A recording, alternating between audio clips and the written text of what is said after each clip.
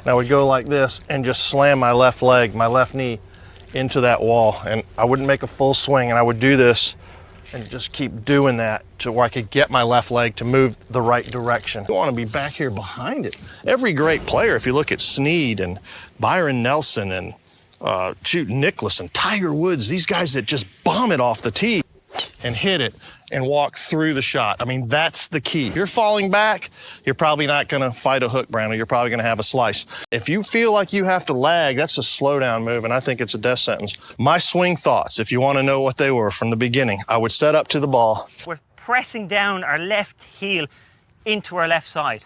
That's your start of the downswing.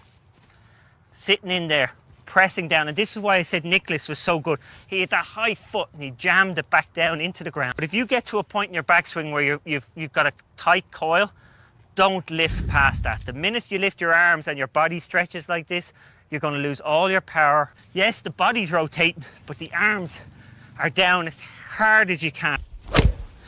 Just wax it. Actual fact, he'll just keep whacking it.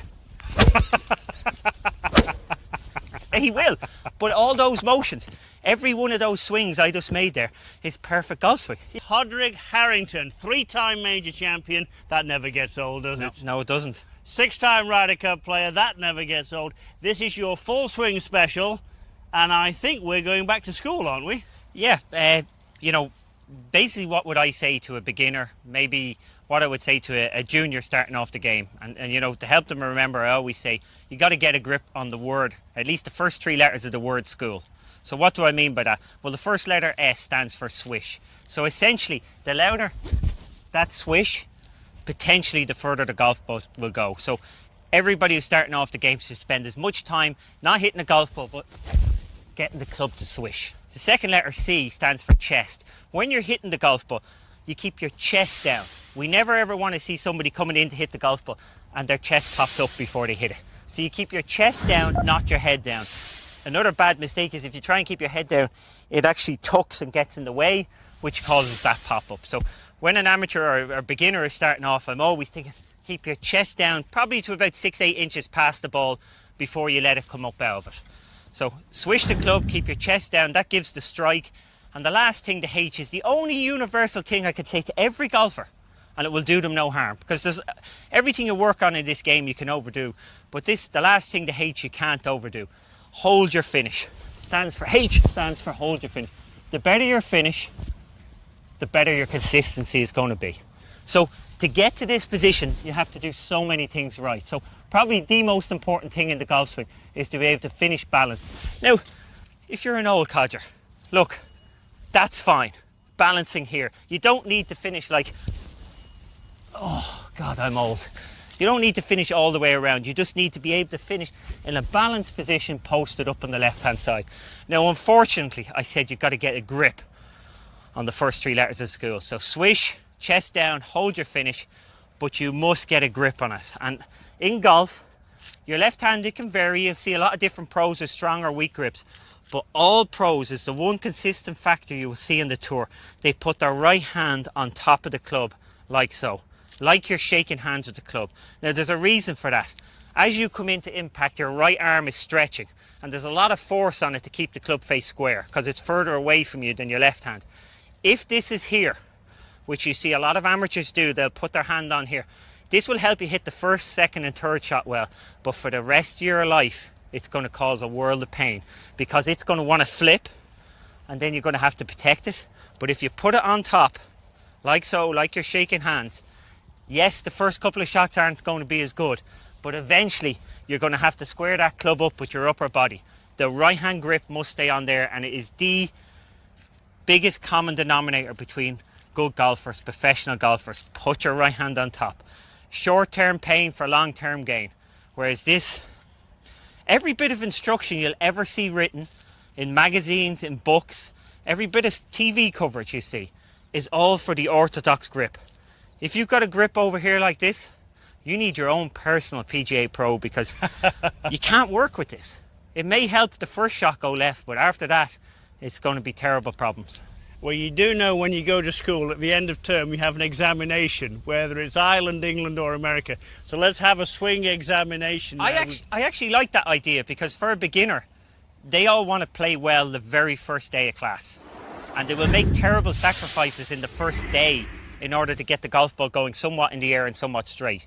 Whereas if they thought of it like this is 3 months to the end of term, and they spent those 3 months starting off gaining speed, keeping the chest in it, and then eventually holding the finish.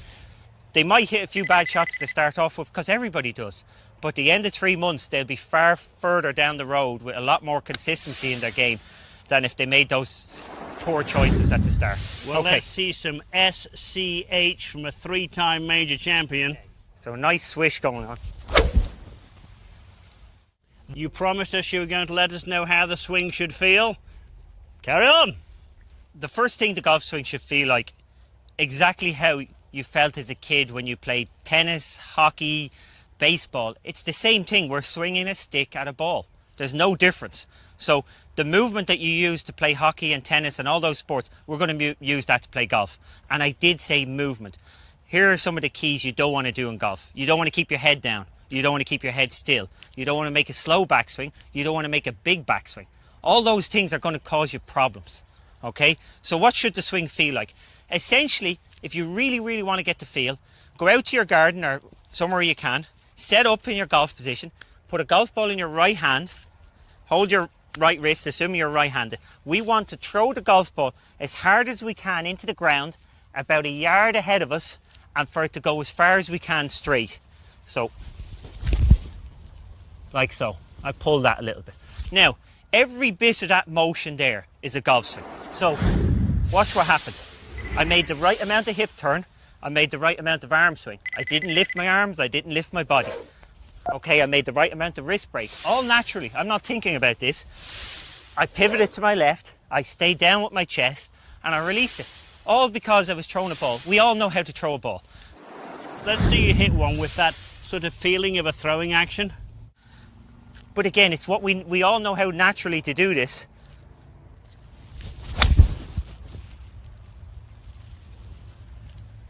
Again, holding. You watch it till you see the ball land. I'm exaggerating it here, no doubt about it. I'm holding for as long as I can, but I'm able to do that. I would like amateurs to exaggerate in the range and on the golf course hold it for 2 seconds. I said we don't want to swing back slowly. We certainly don't want to keep our head still. The head floats.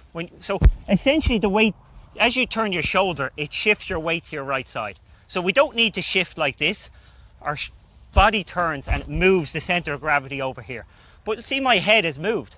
If I try and keep my head still, I'm actually going to go forwards, which is the worst thing you can do in golf. If you keep your head still, you're going to go forwards and you're going to have that step backwards and no finish.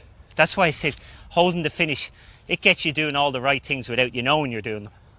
I think the modern professional has done a lot of harm to amateurs.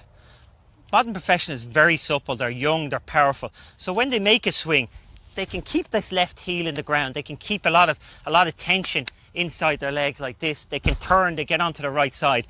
And to the public, that looks like they're staying still. Would you think of keeping your head still when you're hitting a baseball? Could you imagine telling a kid, okay, right, you're ready to hit it, but you're not allowed to move your head? I don't think so. I don't think it would be good. Yeah, like we want to keep our eye on the golf ball, no doubt about it, but our head moves a little bit and floats. So a couple of drills. Yes, lift your left heel off the ground. A drill I would always get kids practicing is actually lift their foot off the ground. So you can either start in this position, like so. That creates great movement. If you take your golf stance, bring your foot back. You're a terrific driver of the golf ball, and I know in this driver special you want to debunk some swing myths. So let's get right to it. Yeah, look, this is what I see when I play every week in the Pro-Am, my amateurs, what I see going wrong. 1, don't try and stay still. This is the worst thing you can try and do. Somebody who tries to stay still in the golf swing will actually probably go forwards as they go back, and when they try and hit it, they'll be going backwards. Don't try and keep your head down. If your head goes down, it's going to get in the way. Terrible idea. Let your head float in the golf swing. You wouldn't try and keep your head still if you were swinging a baseball bat. You wouldn't keep your head still if you were throwing a punch. Why would you keep your head still playing golf? Okay, next thing is professional golfers actually swing the club back 3 times faster than amateurs. So the rhythm of the backswing really helps the club set. You don't go real slow. This isn't going to help you. So a nice rhythm in the backswing. Allow your head float. Don't try and stay still. Don't keep your head down. And lastly, don't lift in the backswing. People always want to make a bigger backswing. They think that's going to equate to more power. That's okay if you're supple. But if you get to a point in your backswing where you've got a tight coil, don't lift past that. The minute you lift your arms and your body stretches like this, you're going to lose all your power and your accuracy. So you've got to stay within yourself. And what you will see, especially with pros, when they're taking practice swings in a static environment without the ball, they only ever swing about that long. They don't make a big swing in the backswing because we don't want any of this lifting. Okay, so nice and tight in the backswing, good bit of rhythm. And I would recommend to people at home in their garage during the winter. You know, years ago, if you were watching Hogan, they had lovely waggling going on, their feet were dancing, they were moving, and they hit that backswing with speed. And that got the club lovely to hinge up here on plane. They got a lovely wrist cock because of the speed of the backswing. So get that nice rhythm going, allow yourself to move. Essentially, as you turn, your turn shifts your weight, and as you can see, it shifts my head a little bit to this side. I don't need to move my hips over here, I just need to turn my body. And once my body turns, you can see that is actually going to turn into a full golf swing when the golf ball is there. See how it gets to parallel? When you're doing that, Padraig, I mean, certainly I love the idea of the movement, no question. Are you still mindful of keeping the eyes somewhat on the back of the ball, though? Absolutely. Like all sports, it's a good idea to look at the golf ball, but it doesn't mean you need to keep your head still. I can still see the golf ball as I move my head. It floats, but it's the same as I said, if you were hitting a tennis ball, you wouldn't try and keep your head still. If you were hitting a hockey puck, you'd still see the ball, but you wouldn't keep your head still. We don't want that fixture there. It will actually hurt your neck. It will hurt your back if you try and keep it still. Some people who suffer from a bad back playing golf, it's because they try and stay still and they tilt forward and get jammed up here in the downswing. We always want to have that big follow through. But, you know, if you're getting a bit older, that's going to put a lot of strain on you. So do as Gary Player does. And Gary Player, without a doubt in this world, pound for pound, if you take into account his age, is the best ball striker that's ever been in the game. Gary Player's favourite drill when he's on the range is he hits it and he steps over that left leg. That's to take the pressure off his follow through. We want that big follow through. So I'm going to copy Gary Player here. Okay, you'll see a nice bit of movement in the backswing. And I step after it. That takes the pressure off my back. Sure, let's see that one more time. I love that. And then I have got one question. I know that someone who influenced you greatly with your game was the late, great Bob Torrance. And you told me earlier that he talked about squashing the bug on the downswing. Perhaps not something you think of now, but you certainly did, didn't you? Oh, no doubt about it. We're looking old school here. And in fairness, there's kind of three things that happen in the golf swing and the downswing. So we've made that nice brisk backswing. We cocked our wrists, we're up there. We want to get into our left side. So as you say, you're squashing. Are we allowed to say that these days? We're squeezing a ball under our left foot. We're not killing any little ball. Okay. So we're squeezing a ball. We're pressing down our left heel into our left side. That's your start of the downswing. Sitting in there, pressing down. And this is why I said Nicholas was so good. He had that high foot and he jammed it back down into the ground. From there, your body, your hips and your body rotate. But this is one of the modern differences in golf that I think has changed maybe from Hogan's time. So as everything is turning, we don't want rotation in our arms. We actually want our arms going as hard as they can down. So our shoulders and our arms go down while our body's rotating. So the speed comes, and this is why you see the likes of Bubba Watson, the likes of DJ Johnson, why they're so long, is they're up here. And that means their arms come down very quickly. They've got JB Holmes, he gets his arms up and they come flying down. That's not rotation. Yes, the body's rotating, but the arms are down as hard as you can. I think years ago, rotation, too much rotation wouldn't be a good thing. We've got to keep the arm speed up. Okay. We're back with Padraig Happy Gilmore Harrington. That's impressive. Why do you do that? It's a natural move. It's what a kid would do, and it's actually how my own kids play a little bit of golf. It's how I keep them interested. I get them doing Happy Gilmores. It's really good for their golf swing. They make a much better, more dynamic, physical, good golf swing doing a Happy Gilmore than they do when they have to plant their feet. Moving is very natural for people, so when you move, it's quite easy. You stop thinking about your arms, you plant and you hit it. Now for my younger fella, he's 8, I actually get him doing it with an impact bag. So I actually get him a shaft, because again there's no weight in the shaft. It keeps it so much easier for him to swing a shaft than a weighted club. With a big bag, he's not afraid of missing the ball. So all that interpretation of the ball running along the ground, that's all gone. He gets the shaft and he just goes, just whacks it. Actual fact, he'll just keep whacking it. He will. But all those motions, every one of those swings I just made there is perfect golf swing. Even just whacking it down, whacking it back, all those motions are good for the golf swing, because all we're doing is swinging a stick. And for a young kid, we're just trying to build up being able to get his arms to fire fast with his body working. And what's more natural than hitting a bag? And what's more enjoyable? I'm enjoying it. I'm having great fun, actually. You know, one thing, if I might, in the break you showed me how you would actually use the impact bag, and you used it club head down. If you could just show us how you might use the impact bag with Happy Gilmore. I thought this was really interesting, and then we're going to hit some shots. I do it as an exercise. I actually use it as a speed exercise. So as I'm building up speed and trying to create speed, I'll spend some time.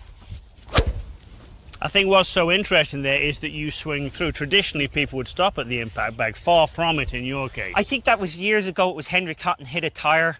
And you know, that was found, if you hit it too hard, you're going to hurt your wrist. So I'm not telling you to fill that impact bag. I'm telling you to keep a very light impact bag. Even get a magazine and stand it up. Something that's not going to hurt your wrist, but it's big enough and it gives a bang when you hit it. Because, again, that bang is what the kids love. They love that. And you like it too. Let's see you hit one now. Okay. I think the bag's safe there. You're not going to hit that. I think I'm okay with that. And then you said you were going to delve in a little deeper with some technical aspects. I know that's a beautiful golf shot. I know one thing you've been working on, we chatted, and that's actually with your practice swing to get the club head closer to your feet, to have the hands lower. So can you tell me a little bit about that? Ooh. I don't know if they want to know about that. I think for most amateurs, we've got to keep it simple. So for me, if I'm looking at most amateurs, again, I'm thinking to myself, look, once we have the right grip, and I don't mind a strong left-hand grip with the right hand on, we've got to concentrate on making that club hinge in the backswing. Now, the best way to get it hinge is actually to have a bit of rhythm in the backswing. So look, that club is going, it's hard to get it to hinge if you take it back statically. Let it go back. Now, what you will see with pros on the golf course, whenever they take a practice swing, you watch the pros the next time, they only ever swing about that far. That's just, when you're in a cold position in terms of this, you're not actually physically going to hit the golf ball. That's as far as you can get. Whereas you see a lot of amateurs, when they make their practice swing, they're trying to get the club up there. And once they lift this right-hand side, they're losing all their power and all their accuracy. So I recommend for amateurs, especially, do a lot of practice swings and a lot of practice shots with a half backswing and a big follow through. So a half backswing will make you cock your wrists, will make the wrists go up. Half backswing. Well, JB Holmes is a strong hitter. I'm sure you've played with him, and he doesn't make a massive backswing, does he? No, but you even the guys who get up there, like even John Daly. John Daly has this big long swing, but this here never lifts in his golf swing. So when he swings back, yes, he can get his arms all the way up here and hinge down here, but he doesn't do it by lifting. So when you see, the problem only occurs when the amateur gets to here and he says, oh, I want to make a big swing. He's not supple enough to make that big swing, and he lifts. This is a power leak here. We always want to keep that hip, keep that angle in that hip.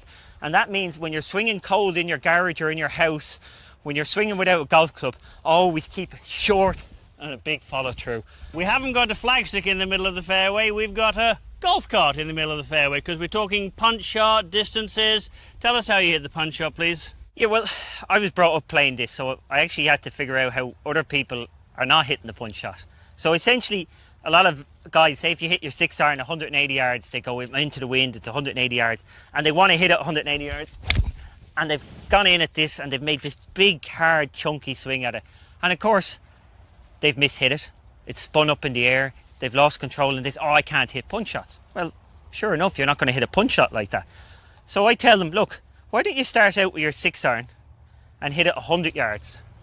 So if they start off 100 yards, that was a little left, but essentially that went low enough. It's never going to get affected by the wind, but I hooked it a little. I didn't really have any control. So then I'd turn around and go, well, you know what? I'm going to hit this 120 yards. Again, plenty low, the wind isn't going to affect it. But you know what? I don't think I have quite enough control on that. So I start upping it. Now I'm going up to 140. Now that's starting to feel better and it's still low enough. But you know what?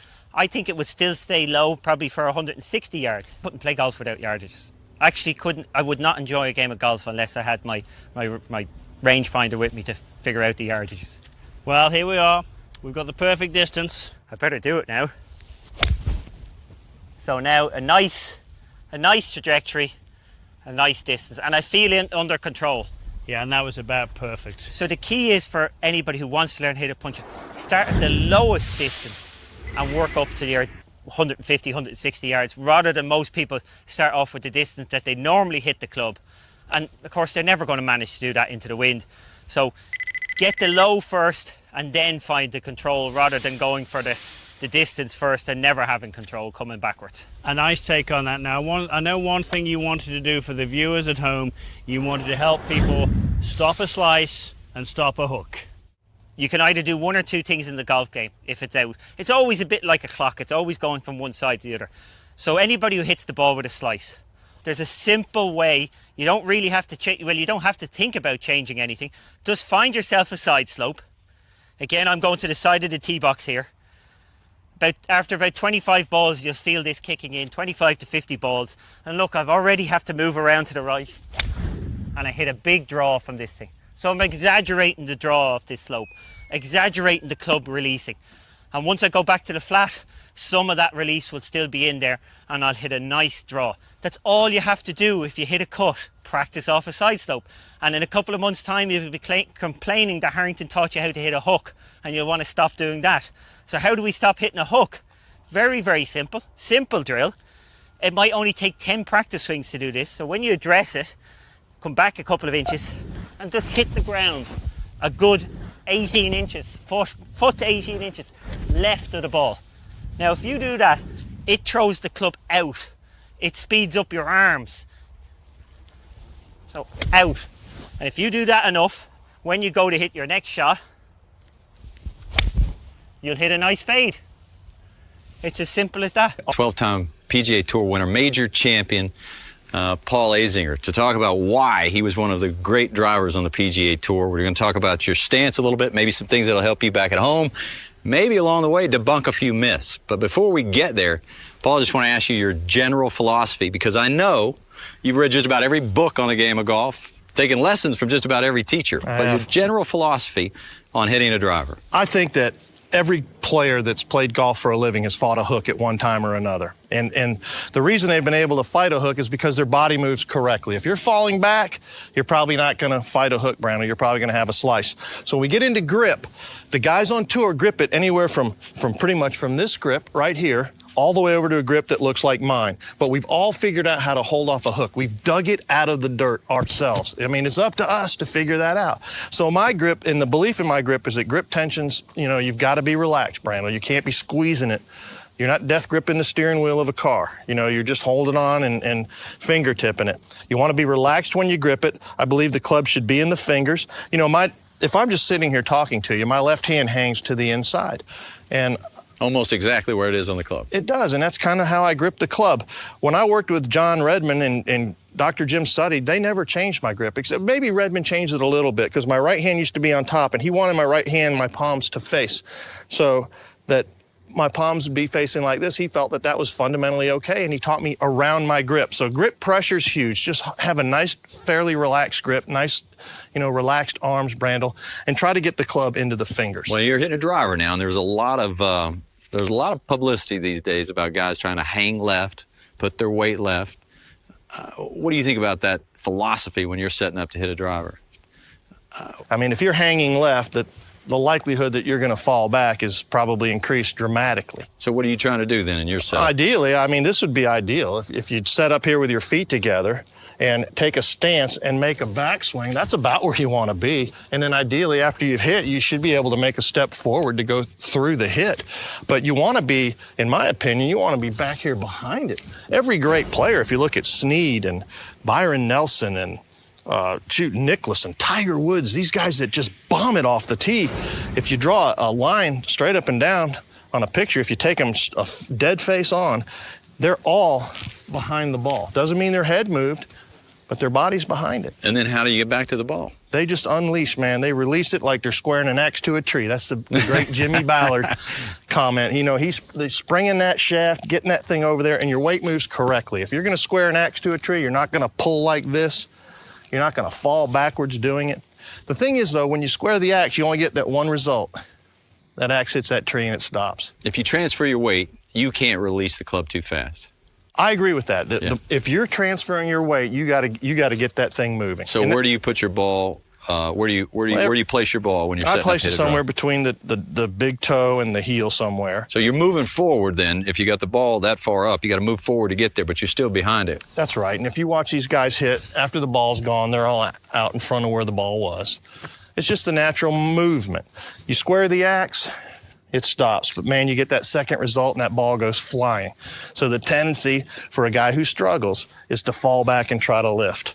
But if you watch this, like I can make this move right now and hit it and walk through the shot. I mean, that's the key, to be able to get your weight to move in the right direction. You get the idea. I mean, you want to be back here behind it. And if you're behind it, you can deliver a mighty blow like that. Paul, we started talking about your grip. When you were playing your best on the PGA Tour, you led the tour in ball striking, you led the tour in the all-around. With all of this, what some people would call unconventional type method, specifically your grip, the Vardon grip.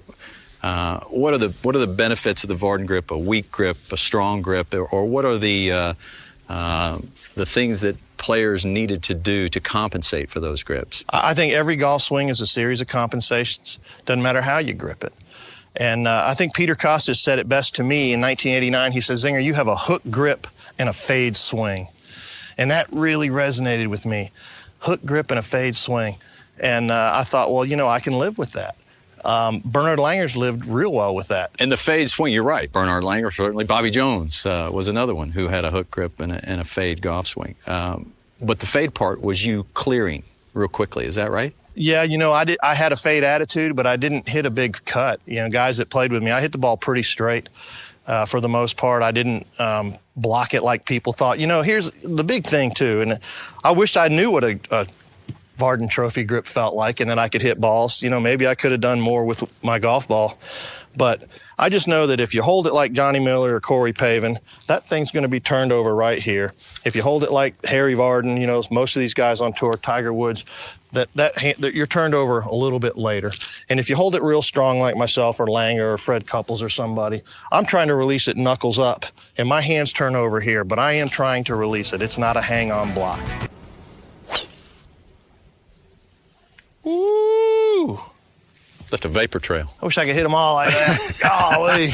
Paul, we live in a high launch, low spin world on the PGA Tour these days. That's not how you played golf, though, was it? No, it's nothing like I played golf. The game evolved kind of, and it completely changed. Metalwoods changed the game, and so did that high-speed video or film, actually. Not film, but video. The ability to see the ball smash flat on the club face, and the ability to measure RPMs and ball speed, that sort of thing. Brand will change everything. Driving it miles now is the key to golf, is more so than accurate. You made a comment earlier about the accuracy of kind of our generation and earlier versus today. What were those numbers? Well, in the mid 90s, there were about 90 guys that hit 70% of the fairways, and almost every single year since then, it's decreased to where now there's just a couple of guys that hit 70% of the fairways. And a big part of that, I think, is because you guys are hanging back, hitting it high on the face with very little spin, which was opposite of how you drove the golf ball. Yeah, no doubt. I mean, I was more, center of the face and kind of down. I think even, you know, I think Calcavecchi was like that a little bit. Fred Couples was always center of the face, maybe, and up a little bit. But what did you have to do in your golf swing to get there? Well, you could just measure up. I mean, you know, I can actually make a full swing and just, you know, tick the top of the driver all day long. So, or top of the ball with the bottom of the driver. I mean, if you know where the bottom of the club is when you play this great game, I mean, it makes a gigantic difference. And so if you measure up, doesn't matter how high you know, teed it up, how high I teed it up. I always tried to hit pretty much from here down. And later in my career, I tried to hit from here kind of up and out a little bit. And I lost accuracy. I got actually pretty bad about it. But if you're covering the ball, generally speaking, you're going to hit it a little lower on the face, aren't you? I mean, wasn't it Trevino that talked to you about hitting the ball lower on the face? Yeah, Lee liked you to live kind of center of the sweet spot down. And my old coach, John Redmond, would say that too. Golf was meant to be played close to the ground, and that's the way I thought. And that was my go-to thinking and my go-to shot. I mean, if I never hit it left. I remember one time at Hartford, I actually won the tournament, and my caddy, Billy Poor, I had missed the fairway right on like the first 5 or 6 holes, and Billy had this funny way of saying things. He was like, Zinger. And he said, Zinger, release that club. You haven't hit a hook in 7 years. I mean, it was true at the time. And I just started to release the club better, but I lived down low. I told you earlier, we were talking about Vegas and playing over there at the Vegas Country Club, and there was all these out-of-bounds walls that were on both sides of the fairways, and they were, you know, just lining people's backyards. They were about this high, and I remember on the 12th hole, I started getting really nervous because I was close to the lead, and I said to Billy, Billy, you see those walls over there? He goes, I see them. I said, Billy, if I hit a ball out of bounds, it's taking a bad hop, buddy, because every shot from now on is going to be head high. And I did. And so I would try to make my swing. You know, I became really trajectory conscious, and I think it's important. And what am I going to tell you to help you hit it straighter? How are you going to tell somebody to hit it straighter? You don't know what their swing looks like. The only advice I can give you to try to hit it straighter is to try to control your trajectory. Where you're obsessing the trajectory you want the ball to leave on, it kind of eliminates that stuff that's to the right and to the left. Doesn't that make sense? It does. So Hal Sutton, Curtis Strange, yourself, 3 of the best players of that generation, you all got at it differently, but you all moved into the ball and covered it, which does help you hit it lower, doesn't it? Right. And what does covering it mean? Covering it means your weight is shifting in the proper direction.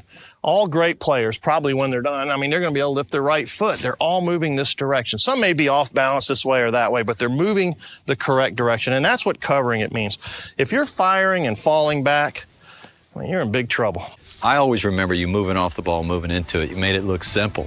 Way to hit the ball far is develop a lot of lag. You got to get that elbow way out in front of your body. You got to increase that. Isn't that right? Yeah, who told you that? I don't know. That's what I'm reading these days. Is that not true? I think lag is something that has to happen naturally. I look at all the lag that Sergio Garcia has. If you told Sergio Garcia to lag, it would slow him down, and that would be it. He's one of the greatest drivers of the golf ball. He hits it a mile.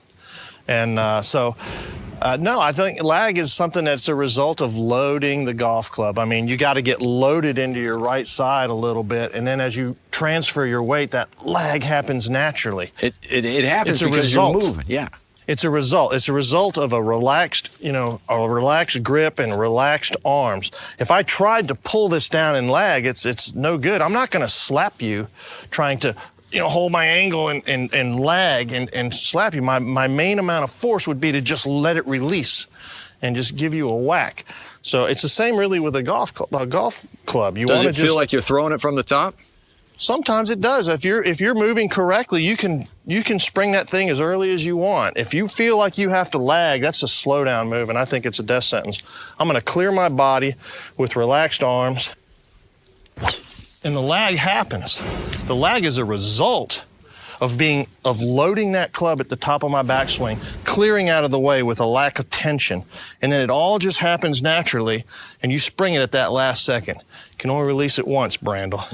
Your teacher, John Redmond, always talked about cracking the whip, right? Lack of tension, moving into your left side, that cracks the whip, doesn't it? Well, and his big thing for me was to feel like I was turning in a barrel, and he wanted me to turn level too. And, your shoulders can work that way, kind of more vertical, which is for a weaker or neutral grip player. But a strong grip player has got to have his shoulders turned more level. And so I always tried to work my left shoulder up to my chin. A lot of guys try to work their left shoulder under their chin, and I just couldn't swing that way, Brandel. So then a lot of my speed came from trunk rotation, and my arms and hands would carry the message. I know you're a big fly fisherman. The beauty of casting a fly rod, you create lag doing that, don't you? But you're not trying to. What you have when you watch a guy who's really good with a fly rod, you have effortless power. And, you know, someone who doesn't know how to do it and he's strong arming it, he's got powerless effort. And the same with a golf swing. If somebody's firing and falling back, he can swing really hard at it, but it's powerless effort. I mean, it is just powerless. And if you had to really hit a golf ball far, you wanted to drive one, you know, on a par 5 and let it go, what were your keys? You know, truthfully, if I had to bomb one, I would relax my arms. And I wouldn't really try to swing any harder. I know you hate hearing that, but really in the end, it was this ability to get behind it and have this just ability to rotate out of the way with relaxed arms. Occasionally, I would try to hit it higher, but not necessarily harder. I personally would vary my trajectory to hit it higher. And I repeat, I know that's not what you want to hear. You want to hear trajectory to hit it higher. I mean farther. Hit it farther, right. I would vary my trajectory. I'd try to hit it higher to hit it farther. But that's about it. And I'm sorry there's no super secret. But maybe that is kind of the super secret. Well, that's it. It can be as simple as that, as you talked about at the top of the show. Now, I know you wrenched your back the other day, so I don't want to burden you here, but I'd like to see, you know... you want to see me hit a bomber? I want to see you hit a bomber. I want to see what you would do and see if it's any different from your other swing. I may tee it a little higher. And, you know, like we said earlier, I made my living from the sweet spot down. And I'm not going to try to impact any higher, but I'm going to eliminate the down part. Gotcha. I'm going to try to go sweet spot only, and I will get behind the ball more to dress. I teed it up ever so slightly higher, and my goal now is to flight the ball higher. I'm not going to swing harder at this. I'm just going to try to flight the ball higher. So I'm picking a cloud. My goal is trajectory so I can still hit it straight. You'd never know you're 50. I've forgotten. When we come back, he's going to tell us how to work the ball, both directions. Back with Paul Azinger talking about working your tee shots. You said in one of your telecasts with Mike Tirico, Mike, the straightest hitters never hit it straight. What do you mean by that? The most accurate drivers of the golf ball never hit a straight drive. They've always curved the ball. Bruce Litsky hit a cut shot. He hit a lot of fairways. Calvin Peete hit a draw. He had a lot of fairways. The advantage to curving the ball is that you actually have the entire fairway to play with. Where somebody like myself or a lot of guys in this generation, Brandel, hit the ball so straight that they have to aim down the middle. And if the ball's curving one way or the other, they've got only a half a fairway to work with. But you got to remember that a slice or a fade is only side spin on the ball. There's only a couple ways to create side spin on the golf ball. And the main way is to create an outside to in path, and that's how I hit a cut. And the same when I tried to hit a draw, it was more inside to out path, to just create a little bit of spin to move the ball in the direction you wanted it to go. For the most part, though, I tried to hit the ball pretty straight, which is kind of a detriment in the end. But if you had a big dog leg to the right, little bunker over on the right, wind coming off of the right, you needed to slide it in there. Yeah.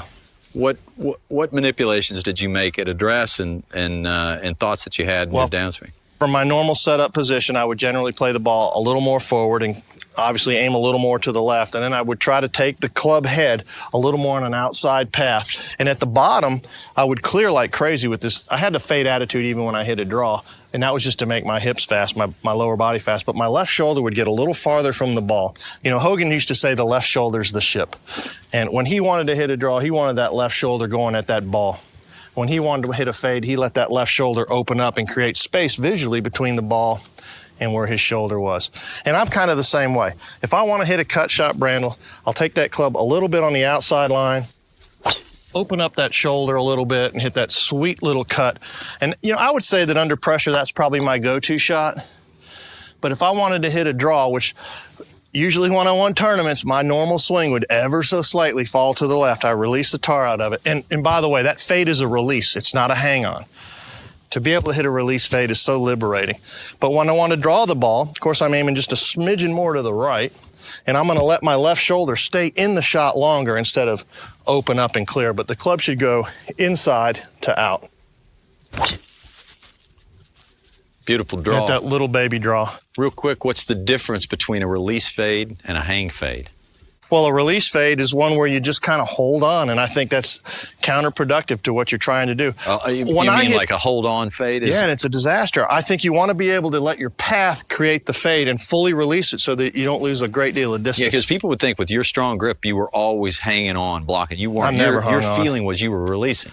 My swing thoughts, if you want to know what they were from the beginning, I would set up to the ball. I would say arms relaxed, turn level. That was my backswing thought. And then before I drew it back, I would say lower body first. And the lower body first was my downswing thought. And I thought that before I drew the club back. And then as I was in the swing, the only thought I had was let it release. First time I saw my swing on film, I said, "How's that look, coach?" Kind of confident, you know. He goes, "Well, Paul, you're across the line, you're past parallel, you're on your left side at the top, got no leg action, and your club face is dead shut." I was like, "Where do we start, coach?" So, and you know, that was it. And he says, "Let's start with some leg action." And that's what I did. He used to, you know, at night, I'd get up against kind of the wall. I'd get, you know, at the door jamb or whatever in front of the door, and I'd get my left leg, my left foot against the wall, and I would go like this and just slam my left leg, my left knee into that wall. And I wouldn't make a full swing, and I would do this and just keep doing that to where I could get my left leg to move the right direction. And that was kind of how it all started. Both Suddy and Redmond accepted my grip and taught around my grip, and they accepted the fact that the club face was dead shut. You know, there's really been a bunch of good shut face players, but it's just a different way to go at it. You just got to go at it differently. I released the club knuckles up. I probably shortened my swing significantly. I used to see the driver at the top of my backswing in my left eye. And I got to where I had some movement. I was no longer on my left side at the top of the backswing. So all that happened, Brandel, and you know, all of a sudden I started hitting the ball really well. I won a few tournaments in college, and then I got my card my first try, and I kept losing my card, but then finally in 1984 I won tour school, and then from that point on I just got better and better. That transformation is one of the most amazing stories I've heard in golf. When you met John Redmond, you had never broken 70. 3 years later, you were on the PGA Tour. 5 years later, you were Player of the Year in 1987, as I alluded at the top of the show. Yeah. You talked about what Suddy did with you. John Redmond, now, I've read his book. He talks about light grip. He talks about having a natural backswing. Yeah. He talks about swinging in a barrel. Are these all things that initially he threw at you? Oh yeah, for sure. And he taught me how to shorten my swing with my wedges. I started to hit wedges. You know, if you want to try to shorten your golf swing, you can't start with a driver. So John was a real hands-on guy. He would get in front of me, and as I held the club like this, he would take me to the top and put me in a position, and I could feel where that was, and I could duplicate and put that there. He'd get behind me, and he'd hold my hips, and he would, I guess, watch my backswing, and as I got to a certain spot, he would start me back down, and he would, you know, he wasn't sliding my hips, he was turning my hips like this. You know, if you had a hula hoop around you, you know, you can do this, make a circle around yourself, and you can see that circle. And what I would do is I would hit balls, and I would try to never let my left hip hit that circle. As much as I moved off it, my right hip would never hit that circle on the ground. It'd be like as I was standing in an apple barrel or something like that. So they didn't talk to you about your grip, didn't change your grip. Everything you said so far, they're lower body conscious, made you lower body conscious. Yeah, big time lower body conscious.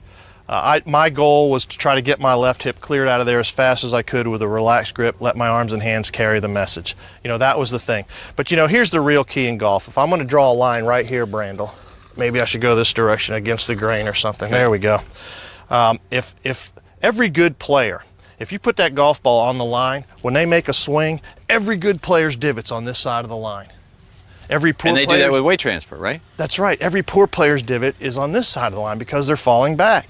And so if you watch this, when I make this swing, my divot comes off in front of that line. Every player on tour's divot is on this side of the line. And if you can get your divot over there, you can begin to hit a draw or a hook. I would bet you that 99.99% of the golfers who've ever played golf for a living fought a hook at one point in their life.